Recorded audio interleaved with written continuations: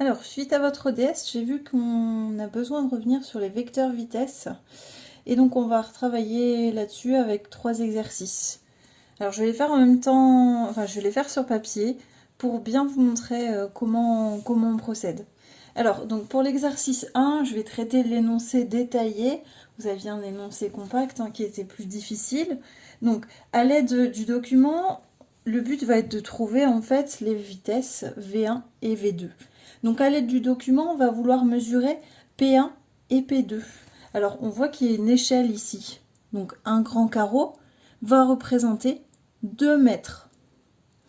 Et ici, on va avoir besoin de mesurer la distance, donc P1, P2, dans un premier temps. Donc pour avoir P1, P2, je vais compter le nombre de carreaux. Alors là, je peux compter en petits carreaux, c'est peut-être plus facile pour vous. Donc là, si je compte en petits carreaux pour 2 mètres, j'ai 1, 2, 3, 4, 5 petits carreaux. Donc je vais l'écrire sur ma feuille ici. 5 carreaux, donc on parle des petits. Ici, et donc ça représente 2 mètres. Hop, ça sera pour la question 1. Et donc là, P1, P2, je vais compter. Donc un petit carreau, 2, 3, 4, 5, 6, 7 et 8. Donc j'en ai 8 ici. Hop. Et de ce fait, je vais pouvoir, par un simple produit en croix, calculer la valeur. Donc je vais faire 8 fois 2 divisé par 5. J'ai 3,2. Et ce sont des mètres. Voilà. Donc je sais que P1, P2, c'est 3,2 mètres. Voilà, j'ai une première réponse. Alors je vais faire pareil pour P2, P3. Donc c'est parti, je reprends ma feuille. P2, P3, 1, 2, 3, 4, 5, 6 et 7. Donc j'ai 7 petits carreaux. Je refais le même produit en croix, 5 carreaux, c'est pour 2 mètres. Donc on a dit qu'on en avait 7 ici. Donc je vais faire 7 fois 2 divisé par 5. Et j'ai 2,8 mètres. Donc je peux écrire P2, P3 égale 2,8 mètres. Voilà, j'ai répondu à la première question. Donc quand on vous demande de calculer, enfin de représenter un vecteur vitesse, la première étape c'est de calculer les longueurs en vous servant de l'échelle. Parce que généralement vous n'avez pas un document qui est à l'échelle 1. Alors ensuite, donner les expressions des vitesses V1 et V2. Donc là c'est le cours. V1 c'est égal à P1, P2 sur delta T. V2 c'est égal à P2, P3 sur delta T. Ensuite, 3. On doit calculer ses vitesses. Vous voyez, là je me sers du cours. Maintenant je vais appliquer. Donc V1, comme j'ai déjà calculé, ça va aller vite. 3,2, ici j'ai bien mis des mètres. Et là je vais diviser par des secondes. Alors il faut trouver l'information. Elle est là. Taux égale 0,1 seconde. Donc je divise par 0,1 seconde. Ça me fait 32 mètres par seconde. Voilà, là j'ai V1. Je vais pouvoir faire V2. Donc c'est égal à 2,8 sur 0,1. Ça me fait 28 mètres par seconde. Voilà. Donc maintenant, j'ai leurs normes. Je sais quelle est leur valeur. Maintenant, je vais devoir les représenter. Alors, avant de les représenter, je vais devoir me demander direction, sens, norme. Norme, c'est fait. Direction, eh bien, c'est celle tangente au mouvement. Comme ici, mon mouvement, c'est bien une droite. Ici, donc on va parler de mouvement rectiligne. Donc rectiligne, ça veut dire que ici la tangente à la droite, c'est la droite elle-même. Donc la direction, ça va être verticale, suivant cette droite qui relie tous les points. Et puis ensuite, le sens, eh bien ça sera dans le sens du mouvement. Donc on a le point P0 ici et le point P5 là, donc on est en train de descendre. Donc ça va être vers le bas. Les normes, donc c'est 32 mètres par seconde et 28 mètres par seconde. Seulement, il me faut une échelle pour savoir comment je vais représenter ça. Donc, L'échelle à utiliser, c'est 5 carreaux pour 10 mètres par seconde. Donc je vais représenter les vecteurs. Je vais écrire 5 carreaux. Et je vais encore une fois faire un produit en croix. Donc 10 mètres par seconde. Et moi ici, j'ai 32. Donc à la calculatrice, hop, 32 fois 5 divisé par 10, ça me fait 16. Et pour l'autre, donc je sais que mon vecteur il devra mesurer 16 carreaux. Pour l'autre, je fais le même calcul, mais avec 28. Donc 28 fois, c'était 5 divisé par 10. Ça me fait 14. Donc je le note là, 14, comme ça je le saurai.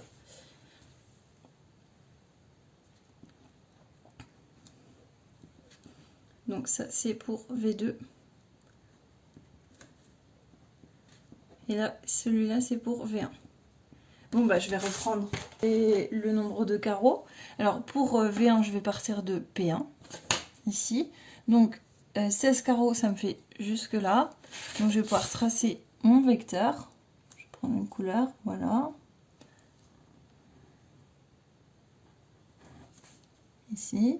Donc, je le note V1. Et puis, je vais prendre une deuxième couleur pour tracer V3. Alors, 14 carreaux, ça fait arriver jusque là.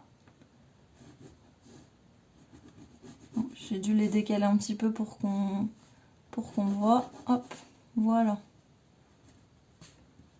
Et donc, ça c'est V3. Voilà. Donc V3, hein, il part du point P3 ici. Hein. Et donc, V1, il s'arrête là. Juste un petit carreau en dessous de P2. P3. Voilà pour l'exercice. On peut rajouter qu'ici le mouvement était ralenti, bah, c'est normal, on a ouvert le parachute. C'est ce qu'on attend ici. Et donc on a V1 et V3 qui ont même sens, même direction, mais des normes différentes. Un V3 est plus petit que V1. Voilà. Voilà, on passe à l'exercice 2. Alors toujours une détermination de vitesse et un tracé de vecteur vitesse. Cette fois-ci, c'est un palais qui est étudié dans un référentiel terrestre. Alors, on doit d'abord déterminer la vitesse au point A1 et au point A7. Donc, normalement, on numérote d'abord les points 4, A5, A6, A7, A8. Et donc, comme je veux la vitesse en A1, je sais qu'il me faut la distance A1, A2 que je diviserai par delta T. Et en A7, donc il me faudra la distance A7, A8 que je diviserai aussi par delta T. Donc la première étape, comme tout à l'heure, c'est d'abord de déterminer A1, A2 et A7, A8 à l'aide de l'échelle qui est ici. Alors, donc cette échelle, elle me dit 5 cm pour, eh bien ici on va le mesurer, donc pour 2,2 cm sur la feuille. Donc je vais déjà noter ça. Donc 2,2 cm. Donc ça c'est ce que j'ai mesuré. Ça correspond en réalité à 5 cm. Donc je reprends ça. Alors pour A1, A2, je mesure 1,15.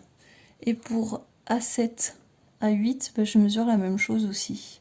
1,15. Entre la graduation A1 et A2. Voilà pourquoi je retiens cette valeur. Donc 1,15 cm.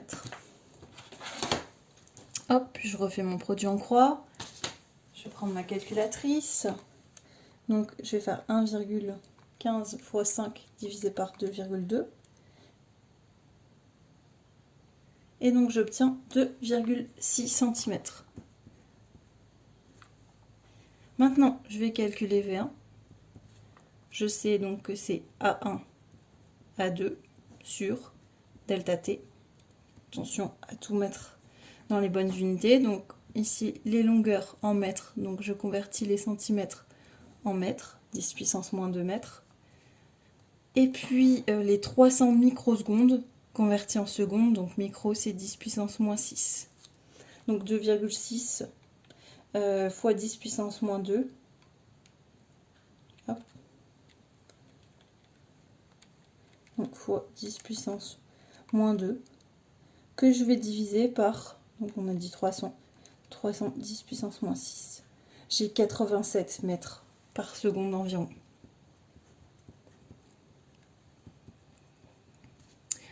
D'ailleurs, là, si je garde deux chiffres significatifs, je suppose que la longueur est de 5,20 cm pour celle qui a été mesurée en réalité. Je vais garder ça. Alors, maintenant, V7, c'est égal à A7, A8 sur delta T. Comme A7, A8, c'est pareil que A1, A2, c'est égal en fait à V1. Donc 87 mètres par seconde.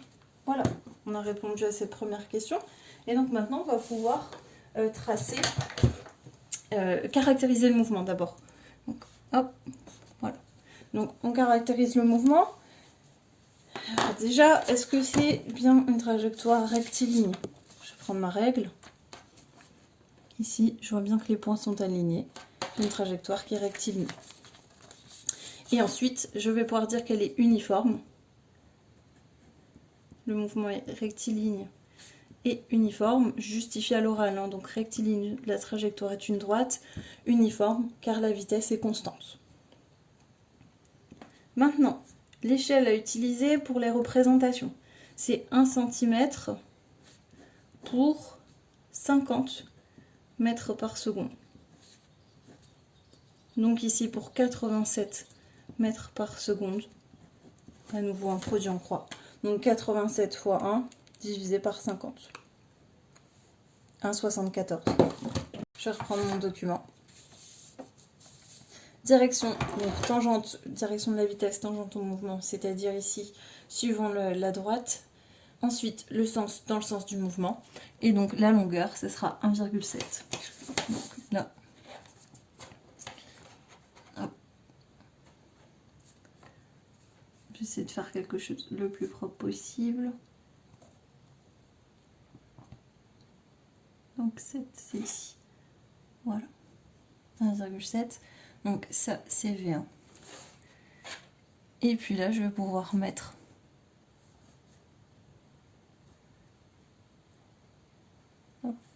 ici.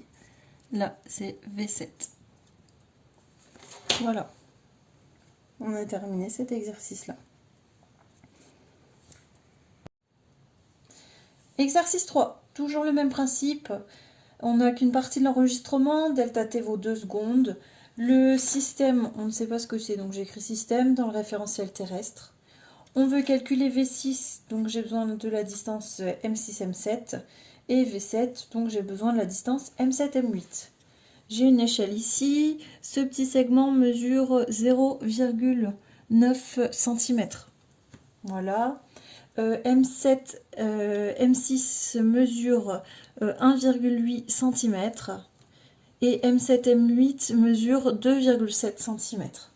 Donc, une fois toutes ces mesures faites, hein, je vais pouvoir ici les reporter. Donc, mesurer, on a dit 0,9 cm pour 2 cm en réalité. Et puis, le premier que j'ai mesuré, donc c'était 1,8 cm. Donc là, du coup, ça peut se déduire directement, c'est 4 cm. Donc, je vais écrire V6, c'est égal à M6, M7 sur delta T, c'est-à-dire 4,0, je n'oublie pas de convertir, fois 10 puissance moins 2 mètres, divisé par, c'est 2 secondes. Et je vais donc avoir 2 fois 10 puissance moins 2 mètres par seconde. Ensuite, je vais pouvoir calculer V7, c'est égal à M7, M8 sur delta T. Alors, cette fois-ci, il faut que je refasse à nouveau un petit produit en croix, mesurer. En réalité, c'est toujours la même chose, 0,9 cm, ici 2. Et donc, j'avais mesuré 2,7 cm. Voilà. Donc, si je fais 2,7 fois 2 divisé par 0,9, j'ai 6 cm. Donc, du coup, là, c'est 6. 10 puissance moins 2 divisé par 2. Ça me fait 3. 10 puissance moins 2 mètres par seconde. Voilà. Donc là, j'ai bien répondu à cette question. Le mouvement, ça c'était là. Le mouvement, il est rectiligne pour les mêmes raisons que précédemment, parce que la trajectoire est une droite, et uniforme parce que la vitesse, pas uniforme du tout, est accélérée cette fois-ci, puisque la vitesse augmente.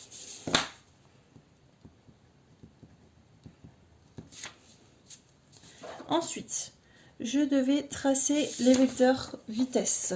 Donc toujours V6 et V7. Et j'ai une échelle de représentation 1 cm pour 0,01 mètres par seconde. 1 cm pour 0,01 mètres par seconde.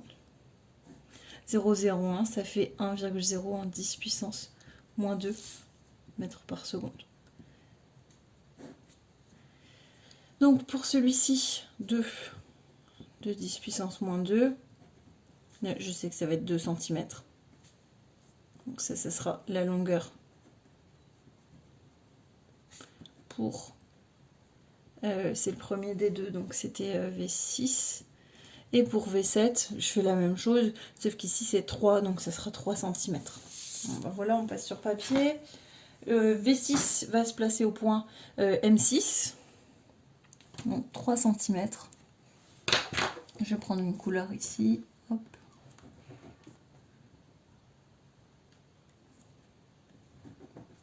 Voilà.